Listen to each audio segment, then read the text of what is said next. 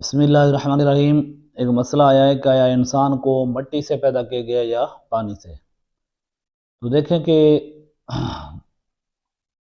دونوں طریقے قرآن پاک میں ذکر ہیں کہ سورہ حجر میں اللہ رب العالمین نے فرمایا وَلَقَدْ خَلَقْنَا الْإِنسَانَ مِنْ صَلْصَالٍ مِّنْ حَمَإٍ مَّسْنُونٍ کہ ہم نے انسان کو کالی کھنکھناتی بجتی ہوئی مٹی سے پیدا فرمایا۔ اور دوسرا سورہ طارق کے اندر ہے خُلِقَ مِن مَّاءٍ دافق کہ ہم نے اچھلتے کودتے ہوئے پانی سے انسان کو پیدا فرمایا، یعنی پیدا کیا گیا۔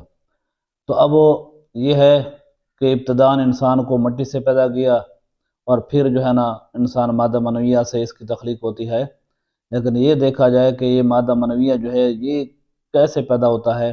یہ خوراک غذا وغیرہ سے پیدا ہوتا ہے، اور خوراک غذا بھی وہ انسان مٹی ہی سے حاصل کرتا ہے، خواہ وہ درخت